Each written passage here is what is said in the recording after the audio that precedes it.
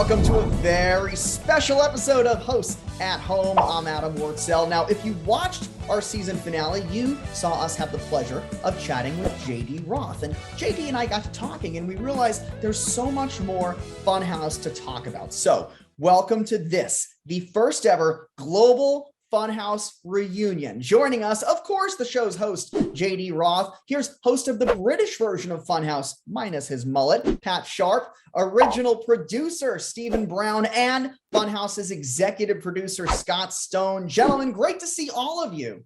Great to be here. Good to be here. I wish we were in person. I'd like to give these guys a hug. Right? Well, I'll give virtual. Yeah, it's kind of. There it is. We're all kind of used to this. Before I ask any questions, how cool is this to all be virtually together and see each other and talk about Funhouse? We're a lot older. How about that? Speak for yourself, man. A lot of gray going on there, Brownie. I've kept in touch with these guys on and off over the years. So it's not like it's coming out of the blue or anything, but it is nice, even after all these years, 30 plus years, that we can just pick up right where we left off when we see each other and those memories come flooding back. It's like, you can't replace history, right? You chop a 40-year tree down, it takes 40 years to grow another one. And so the history I have with these guys goes back that far.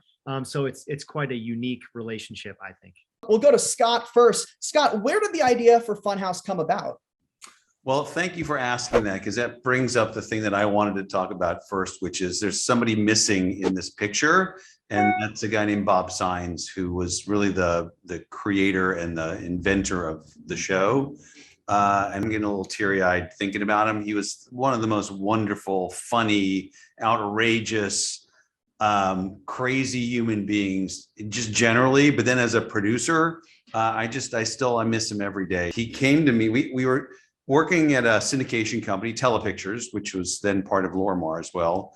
And they wanted us to come up with a kids show for syndication. So he came to me with this beautiful drawing that he'd hand done himself that had a series of midway games from a classic like state fair. And at the very end of it, of this alleyway, was this funhouse. And it was, the idea was you were going to go to all these different booths, and then you're going to end at the funhouse with the crazy mirrors. And like all things with Bob, there were so many things in it that it was impossible to actually make that work. But we said, what if we just focused on the funhouse part? Now, meet the guy who puts the fun in Funhouse. And then that begat a pilot that Lorimar Telepictures financed. And the cost of building the set was huge. And they put the money behind it and built it. And we did a really cool pilot. And that's where we met JD. Just like today, right, Scott? Everybody, all the studios, they put so much money behind the shows that we're doing before. Oh, yeah, right. The purses are wide open today. I'm on that side. They're not. Yeah. Thank you, Stephen. How long between when you shot the pilot and when the series finally made it to air in September of '88? You are asking for a lot of memory here. JD, do you remember? I remember because I was still in my dorm room at USC. That's right. That I remember. It was during the semester, so it had to be before May because I shot it while I was still at school. And then, we started shooting episodes over that summer before it premiered in September. I do remember that because I thought, I could shoot the episodes in the summer. Pretty quick. And then I could go back to school. Only it was supposed to be 22 episodes and they ended up picking up 195, which changed my life for sure. 195 episodes in a season. For a kids game show, I think there had never been a season like that for a show. No. Even Joker, the kids version of Joker's Wild was only like 20 something episodes. But it wasn't unusual for syndication in those days to do that many original shows. Everyone felt like original was really important. We now know, repeats work almost as well, but there was a lot of need to keep the stations happy. And there's a lot more money around to be able to afford that. I remember that pilot. I actually have the ticket from the original pilot. That pilot was crazy. We had a lot of kids and they were all, in the crowd and the audience and everything else. And the parents were outside and they were there a long time. And I locked the parents out of the studio so they couldn't take their kids home. Wow. I am not proud of that moment. And as a parent now, I would have freaked out if someone had done that with my kids. But that was the only way we were going to get it done. And we were going late into the night. Do you remember that, Stephen? No, I wasn't on the pilot. I Oh, joined that's right. You weren't. series. Yeah, it was And crazy. I was there and I don't remember it. So Oh, well, you were busy working. That was the I was, 80s. yeah, true. right. I was trying not to get them to bother you because we needed you to do the show. And I was like, no, bar the doors. Don't let them in. Adam, one of the things, the signature things when you think about Funhouse was the set design and the graphic design. That was, so Tony Sabatino and Bill Harris designed the set, right, Scott? And Yes. then, And then won an Emmy for it. and created this look that Phyllis then took and exploded. So these beautiful big images and the way we did lettering and the way we did everything had this bright colors, but a very definitive look that was unified across games and the set. And Stephen, you may have put this aside, but I remember this distinctly because I've used it in every show I've done since Funhouse, which was the very first show I did on my own away from the studio, and basically created what became Stone Television and Stone Stanley and now Stone and Company. So I've never had a job since Funhouse, which is kind of frightening and funny. But every single one of those games that Stephen created had to have a story-driven element to it. Whether it was based on a nursery rhyme or something that kids had to do, it was all about what's the story behind it from beginning to end. That's a tough thing to do when you're really just saying, take a spoon and get the egg from here to there. It's like, no, that worked pretty well on Minute to Win It, but we added this whole other layer of we want to tell a story. And I've maintained that in pretty much every show I've done, including Shop to Drop, where we had so many stunts, where every one of them had a little mini story, because it's always just a nice extra touch. I don't think anyone, maybe people don't realize, but that connective tissue that he provided comes from him being a teacher first. Yep. Some of that. Some of it. Tell me a story, right? I think it is important to have kind of that narrative that kids can connect to, because they want that kind of fiction. Everybody wants a story. Especially if it's based in a nursery rhyme or a fairy tale or something like that. You say, oh, we're doing our take on it. Well, they know that. And now you're doing this weird kind of wacky spin on it. It makes it even more fun. I learned a long time ago with kids that if you can take what they do in school and give them prizes for it, it's pretty perfect, right? Because they're used to that. They're used to listening to stories. And it's a direct connective between Funhouse and Teen Win, Lose or Draw and Legends of the Hidden Temple and Paradise Run and Brain Surge, all the kids shows that I've done, which have all been fun, but they all have that same element of it. It's kind of nice when you watch your own kids go through this. So glad, Stephen, that you mentioned the set design, because most game shows, we all work on them. We know when you go see the show in person, it's so small. It didn't feel that way watching the show as a kid. Funhouse just seemed larger than life. What was the set like in person? Was it just as big as you'd expect? I thought it was huge. It was like a football field. When you walk in there, it was cavernous. It was a giant stage, and the Funhouse was all the way on one side, and then a huge track, and then the audience was all the way on the other side. So the audience was actually the furthest away from the final piece of action in that final round. Then, I don't know, you guys tell me, but probably than any other game show I've ever been a part of. It was hard to find a stage big enough for the show. And in the third season that we ended up doing for Fox, it was even bigger. If you remember, we took it onto stage 3-8, and it was massive. I'll never forget the day we brought Jane Fonda on that set, which we'll talk about at some point, I hope. I'll never forget it either, because unfortunately for me, every single party I go to, somebody eventually finds out on the discount rack and pulls it out and embarrasses me in front of everybody. It's happened like at least 7 or 8 times. Nice, there it is. I know. I know that Funhouse is a show by kids and for kids, and we're missing the main ingredient. So let's get moving and meet the kid who puts the fun in Funhouse, JD Roth. Thanks, Jane. Hello, everybody. I want to go over to the UK. We're going to talk to Pat. Pat, tell us how you got the gig on the British version of Funhouse. There was I suppose it was not a trial run, but certainly an audition of some kind. And I went up to Scotland, from London to Glasgow, because Scottish Television, which was the Scottish part of ITV, the independent commercial main channel in the UK, were going to make this new show. Myself and the Funhouse twins, Melanie and Martina, who were not the Funhouse twins at the time, but were certainly about to be them, we auditioned together. And then there was another guy also who'd done some TV like me, and he auditioned with another, they weren't a set of twins, just two girls. And then we swapped round and auditioned with each other.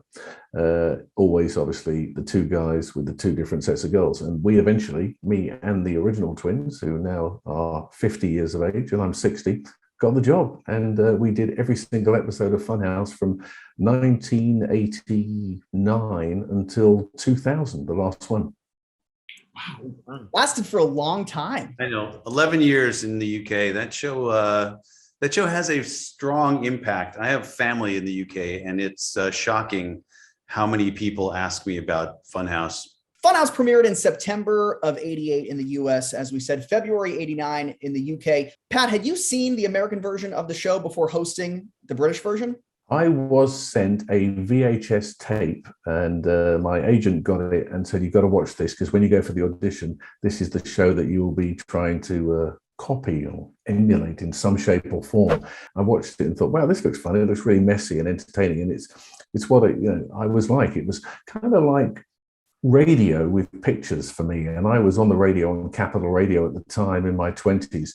And I was always uplifting in my delivery and made everybody feel hopefully great when they were listening, and everything was very positive. My glass was very half full, if not more. And so when I went for the audition, I did try and do it in that way, but added my kind of radio with pictures idea. Like, as soon as I walked into the studio, instead of actually doing the audition in the way that it said it on the little script or pointers that I was given, because there was no auto cue, I just walked straight in and swung my rather long hair around and said, "Here comes the weekend." Yes, I'm Pat Sharp, and welcome to the weekend.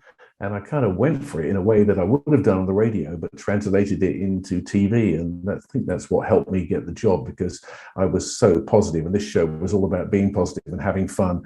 And it was going to run on a Friday when the weekend was starting. And it was all about the weekend starts here. Which is kind of amazing, because JD, your story is very similar to where it was something you said that wasn't part of the script that maybe it helped you get the gig. It was probably just USC, but. Probably. So 5 shows a day, that's 15 stunts per day. So let's get sexy.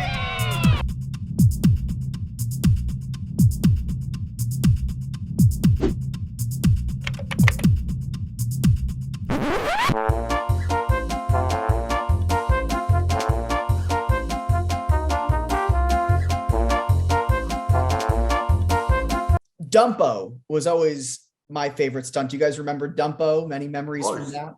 Yeah. This stupid game. It really was. And that's a Bob Sines game. Bob Sines, most creative person I've ever met.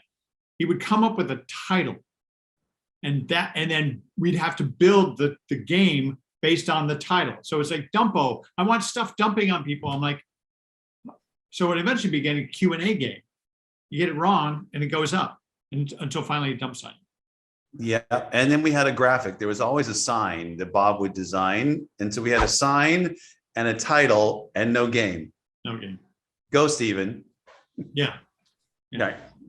And then we had this dungeon of a place where we tested all the stunts that was disgusting. And we would try one after another. That's one thing that we insisted on, is we wanted to see it tested first before we threw it on the air, because we couldn't afford to have them not work. And there was a lot of stuff. Those prototype days were crazy, because as a host, like, you knew there were 3 very intense, long, double-digit hour days coming your way, where you're going to have to be high energy, go, in your dressing room at 6 a.m., home at 8 or 9 at night, and turn around and do it again. And then we'd go through these prototype days where you'd come in and we have to try each challenge and then block it out and then talk about why it worked or it didn't work. And then maybe Steven would change some of the action inside the challenge. And so that ended up being a long day before you even got to the long days. Well, Right. the thing is, you imagine something, and it's like we execute it as adults, but you really have to have kids do it. So, and if the kids are lame, they're gonna kill what is or could be a great stunt. Listen up, everybody at home. Check this out. First, we are going to warm up your muscles. Then, we're going to learn this totally radical dance my friend taught me. It's called the Funhouse Funk. So prepare yourselves for one incredible workout. I think the first thing when I think of Funhouse, my one big memory, and of course this is before availability on YouTube and stuff like that, the spinning tube in the Funhouse, which was kind of always there. That's always my first memory. Who thought of that? I think that it clearly came from Bob, but it is part of that whole Funhouse idea, because that was the thing that you remember that you had to go through to get out of the Funhouse was the spinning wheel. That's where it came from. And the idea that we could build it, that was the harder part. That's where Tony and Bill, the set designers, really were kind of genius, because we wanted things like that. And then if you recall in the second year, it was like, how are we going to one up that? And then it became a swimming pool. It's like, what? You want to build a swimming pool and a water slide within the studio? Go, yeah, just figure out how to do that. But it was clear they were channeling so much positive energy into that set that they really wanted it to be. It was when Memphis design was really popular.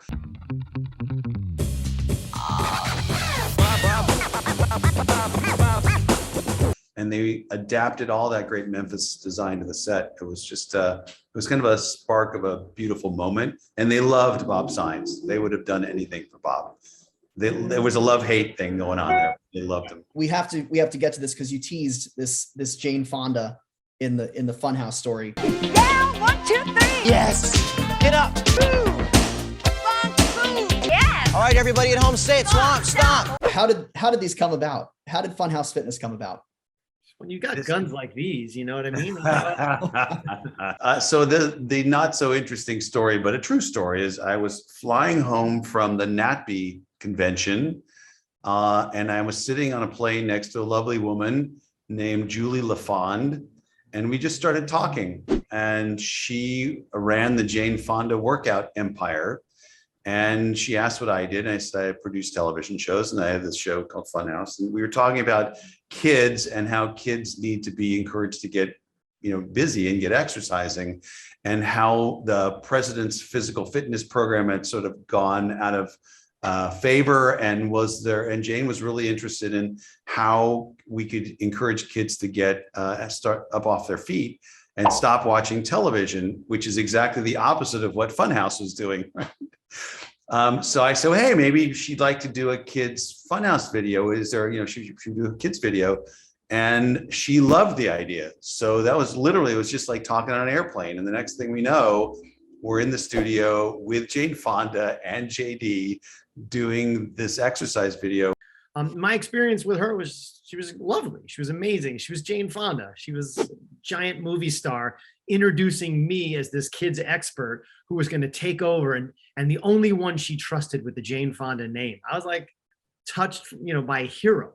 So she went off, and then we did these videos. And I think the one thing that sticks out to me was just, you don't realize how many takes you have to do of these workouts. So, 12 hours after the first 12-hour day of doing videos, which was going to be a 4 or 5 day week doing both of the videos, I could barely, as a 21-year-old, get out of bed the next day. I was so sore. Okay, we're going to do 5 push-ups. Well, you did 20 takes of 5 push-ups. Now you've done 100 push-ups. Okay, we're going to do 20 squats. Now you've done 20 takes, that you've done 400 squats. By the way, JD, you in just a few short years, you went from eating Jim's cheesesteaks to working out with Jane Fonda. So, I mean, look at so cool. Before we go, before we leave you, we have to say no great reunion of Funhouse will be complete by saying congratulations. We're going to send you each a Funhouse board game.